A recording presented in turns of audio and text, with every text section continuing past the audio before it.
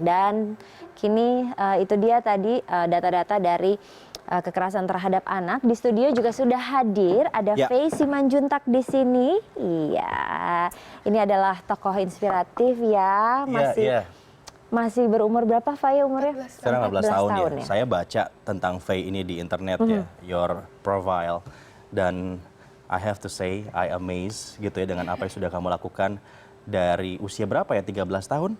Atau 12 tahun? 11 tahun. 11 tahun ya. Okay. Jadi Faye ini pemirsa, mungkin banyak yang belum tahu juga. Ya, di usia 11 tahun sudah sangat concern untuk memberikan perhatiannya bagi kekerasan pada korban kekerasan terhadap anak begitu. Nah, sekarang ini Faye menjalankan sebuah yayasan nirlaba yang bergerak di bidang perdagangan anak yang bernama Rumah Faye. Begitu kan ya? Gini deh, saya mau langsung tanya sama Faye. Apa yang ada di pikirannya Faye saat berusia 11 tahun kala itu? Dan saya harus bikin yang namanya Rumah Faye untuk korban kekerasan terhadap anak atau child trafficking. Apa yang ada di pikiran kamu saat itu, Faye? Ya dari kecil saya tumbuh di dalam keluarga yang selalu ngajar saya. Kita punya nilai-nilai bahwa kita harus give back kepada masyarakat kita. Terus aku juga udah dimasukin nilai nasionalis gitu. You know, like you have to be proud untuk, maksudnya saya lahir di Indonesia gitu. Saya orang Indonesia, saya orang Batak. Jadi maksudku, saya selalu diajarin bahwa ini masyarakat kita. Kita harus give back kepada this community. Tapi ya waktu kecil belum ada panggilan gitu untuk nolong apa-apa, ikut-ikut aja. Mama, papa mau ngapain, ya udah aku ikut ke panti asuhan ini, apakah ke masyarakat ini mau ngasih sembako gitu-gitu aja. Maksudnya it's something my family does. Tapi waktu saya di kelas 5, saya belajar tentang prostitusi anak. Belajar di mana itu? Di sekolah. Di sekolah? Kita lagi belajar tentang keadilan sosial. Keadilan sosial. And we learn bahwa ada anak-anak seumur saya, generasi ini, apalagi di Indonesia, diperdagangkan masuk prostitusi. Mereka dipaksa untuk menjual badannya untuk seks. Nah, Indonesia adalah ketiga paling rawan prostitusi di seluruh dunia, di seluruh Southeast Asia. Dan what makes it worse adalah bahwa sebelum Pak Presiden masuk ke dalam kabinet, itu lebih dari 50% anak-anak orang Indonesia tidak punya identitas. Jadi mereka nggak bisa dapat pendidikan, nggak bisa dapat jobs, nggak bisa dapat karir. Ya gimana mereka, gimana negara ini akan maju begitu ya, berkembang lagi. Anyway, ini hebat banget ya maksudnya. Oh wow, ini kita mendengar ini dari anak umur 14 tahun. Kita akan lebih. Kita tunggu nanti, kita akan lebih lanjut lagi apa sih itu Rumah Faye, juga apa yang dilakukan Faye. Sesaat lagi tetaplah di Good Morning.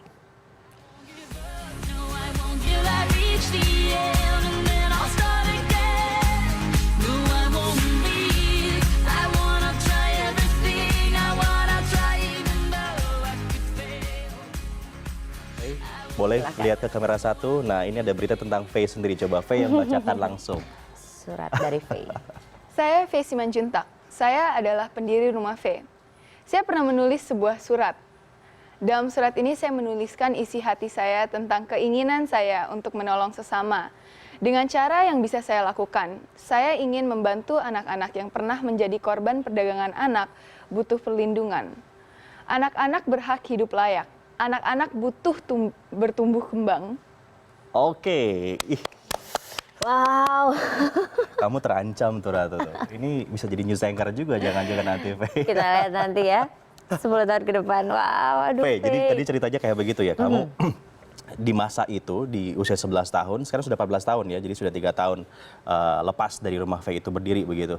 Nah, pemikirannya dalam sekali bikin Rumah Faye itu, dan saya kaget itu bisa muncul dari seorang Faye, dan juga you've done a lot of things. Nah, di Rumah Faye ada tidak sejauh ini kamu menemui pengalaman ketika berinteraksi dengan beberapa anak-anak korban itu, dan yang paling kamu ingat dari cerita itu? Sebenarnya sih, what I want to get out there pertama-tama adalah bahwa masyarakat selalu menggambari anak-anak korban perdagangan anak atau prostitusi anak sebagai anak-anak yang tak berdaya. Kalau dilihat, oh ya, pandangan kosong. Apa enggak maksudnya? Dan yes, ada anak-anak ini masuk ke dalam trauma yang berat sekali. Tapi aku udah ketemu banyak sekali korban prostitusi yang lihat aku dan mereka bilang, kalau ditanya gitu tentang hobi, kegemaran mereka, senyuman Mereka juga, langsung, wow, langsung oke. ketawa-ketawa. Mereka anak biasa, mereka seakut. Dan sebenarnya mereka ada yang lebih muda dari aku kan pasti. Dan mereka anak biasa. Tapi orang suka pikir, suka melihat mereka sebagai, oh, they're fragile, Iya, they're iya. glass gitu. Dan itu, Which is nggak kayak begitu. iya. Sebenarnya kita harus memperlakukan mereka juga dengan ya seperti layaknya anak-anak begitu, diajak ngobrol, diajak bermain begitu ya, Fe ya. Sebenarnya memang apa yang dilakukan di rumah Fe ini apa sih untuk kembali meningkatkan Jadi kepercayaan kita diri ada mereka? program 3P, pencegahan, pembebasan, dan pemulihan. Pencegahan adalah program yang saya mukanya rumah V gitu. Saya yang datang ke Agen News, saya datang ke masyarakat rawan prostitusi, ke sekolah, ke panti-panti, and that's my job. Pembebasan adalah obviously free, kita bekerja sama dengan local authorities dan juga NGO, LSM-LSM lain. Dan pemulihan adalah ya rehabilitation di dalam Kamu datang ke mereka, datang langsung ke institusi-institusi ini. di shelter apa LSM lain? LSM misalnya, tadi kan Kalau kamu LSM lain iya, ya tapi coba kalau bicara sama shelter- mereka juga gitu kan. Iya, saya berbicara dengan ya orang yang punya shelter itu dan juga anak-anak korban. Tapi itu juga nggak terlalu sering karena saya juga sebagai remaja 14 tahun juga sometimes nggak boleh karena ya Iya, iya, oke. karena Tapi ada cerita khusus nggak sih yang apa ya, yang kamu inget banget gitu, yang kamu inget banget tentang cerita mereka? ada ya there's not one specific story yang saya I like to share, tapi saya selalu ingat bahwa mereka bilang they tell me tentang mereka di beat dengan kursi, dengan meja. Kalau mereka say no, Diancam. diancam. Ya, No ya. isn't a real word gitu di dalam dunia mereka. Itu tuh it's either this happens to you or diancam, gak makan. Terus kalau dipukul mereka kan ke klub-klub gini, kalau ditanya itu kenapa? Oh, saya jatuh. Faye, saya ingin kamu lihat di plasma base ini, di plasma ini maksud saya ada beberapa data yang kamu tulis sendiri juga di website kamu ya, Rumah Faye ini. Bisa kamu jelasin nggak data-data ini? Dari sekitar Dari sekitar 10 juta penduduk di DKI Jakarta, ada 346.267 berisiko terjangkit HIV AIDS dan angka tersebut 86 ribunya ini anak. Ini dari datanya kamu yang olah sendiri begitu kan dengan enggak, teman-teman? itu bukan, itu dari Act 4 kalau Oh nggak oke salah, oke. tapi I'm not sure. Tapi kamu tahu data-data ini begitu ya? Iya. Setiap tahunnya memang peningkatannya itu berapa ya, Fe? Maksudnya dari yang kamu Setiap tahun peningkatan anak-anak. anak-anak Yes. yang Actually, meningkat or sebenarnya malah decrease? saya kan bilang kita pencegahan pembebasan kan. Pembebasan we work together dengan authorities. Nah, masalah besar dari sebanyak anak saya menjadi pekerja seks di bawah umur. Nah, ini karena mereka nggak punya identitas kan, karena mereka nggak punya pendidikan, mereka nggak bisa dapat pekerjaan. Jadi karena kita bekerja sama dengan government. Earlier aku bilang bahwa sebelum Pak Presiden masuk kabinet, lebih dari 50% penduduk Indonesia nggak punya birth certificate, nggak punya akte kelahiran. Tapi setelah ini sekarang cuma 30% yang tidak punya akte kelahiran. Sudah berkurang ya? Sudah berkurang. Nah, itu sebenarnya the big picture di dalam kenapa prostitution and human trafficking happens di Indonesia. Karena mereka nggak punya identitas, and in the end, bagaimana mereka cari kerjaan. Yeah. This is the only way mereka bisa dapat. Faye, kamu dapat pemikiran-pemikiran ini, angka-angka ini, itu ada teman sharing nggak sih? Orang tua kah, atau teman-teman, atau siapa yang jadi teman diskusi kamu selama ini sampai, you know, the data is very well? Anyone sih sebenarnya. Saya yang dari kecil saya tumbuh di dalam keluarga yang selalu encourage saya untuk pikirnya seperti ini, kita sudah punya ini, bagaimana akan kita give back kepada masyarakat. Dan juga dengan teman-teman, I surround myself dengan orang yang I think akan help me cultivate this way of thinking di Indonesia untuk membuat negara ini adalah negara yang lebih baik lagi. Tapi sejauh ini kan teman-teman seangkatan kamu mungkin pemikirannya masih belum sehebat kamu juga. Apalagi kamu sudah naik angkatan dua kali begitu ya, daripada seharusnya. Ya, to me ya, ini bukan masalah bagaimana anak-anak suka mikir, ini masalah, and this is not generation Y's fault, tapi generation Z kita selalu punya, ada banyak yang punya pemikiran seperti aku, tapi nggak banyak yang punya the chance untuk cultivate this way of thinking.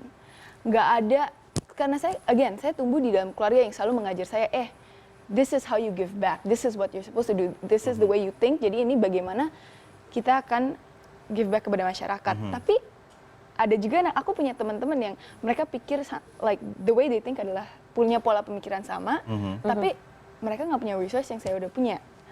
Jadi it's not ada banyak orang yang datang saya, oh I wish my kid would think like you, I wish ada lebih banyak anak-anak berpikir sama seperti kamu.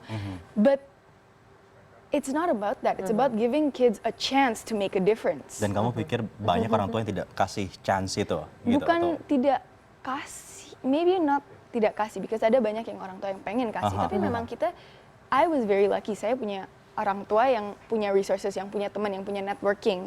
Tapi ada juga yang nggak punya. Saya punya teman yang I respect her very much.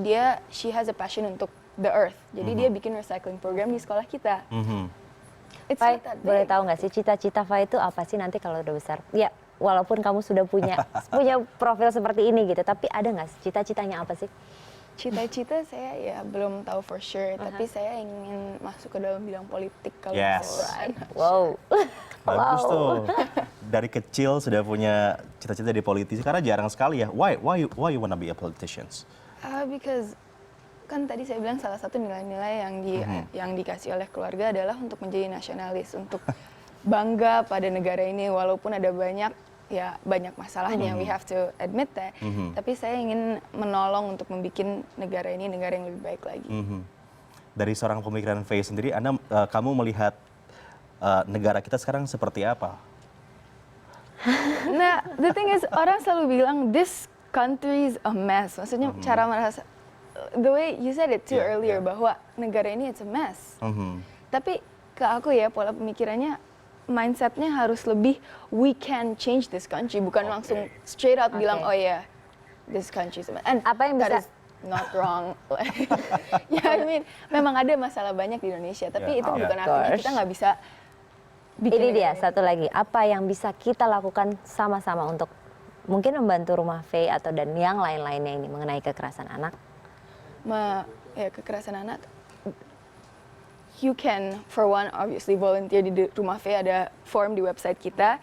Tapi in an individual way adalah untuk tahu bahwa ini adalah sesuatu masalah yang beneran ada di Indonesia. Bahwa rape and sex is not the same thing. Bahwa anak-anak tidak mau diperlakukan seperti ini. Untuk tahu bahwa this is real. Dan masalah di Indonesia adalah bahwa seks adalah tabu kan, kita nggak mau ngomongin ini. Itu masalahnya sebetulnya. Dan kita harus aware, nggak usah diomong-omongin terus. And it's a cultural thing and we can respect that. Tapi saya pikir bahwa kita harus lebih aware tentang masalah ini aja. Dan kalau kita lebih aware, kalau kita lihat, kita bisa pikir, oh iya itu salah. Kita bisa report to the Saya setuju sih, Faye, dengan pemikiran kamu. Karena dulu saya pernah juga pergi ke beberapa negara dan studi untuk tentang kekerasan anak ini bukan hanya di Indonesia aja, tapi seluruh dunia juga meningkat tajam. Dan ya punya orang kayak Faye yang sadar untuk membantu banyak anak yang mengalami trauma, itu luar biasa. Faye, besok Hari Anak Nasional, ada pesan untuk anak-anak Indonesia? Silakan. Bahwa no matter what you do, no matter who you are, kita adalah satu generasi, kita adalah kakak beradik dalam satu bangsa, dan we can all make a difference no matter what. Walaupun kita pasti kita ada our differences, tapi tanpa terkecuali kita semua anak-anak, dan ini adalah bangsa kita juga, and let's take it back. Oh, wow. Thank you, Faye, sudah datang ke Good Morning. I appreciate it. Semoga sukses dengan Rumah Faye-nya ya. Tahun depan mungkin kita undang lagi dengan Rumah Faye-nya sudah semakin kamu lagi mau bikin shelter juga begitu kan? Iya, ini shelter pertama kita dong. Semoga sukses ya. Terima kasih banyak, Thank you so Faye. much, Faye.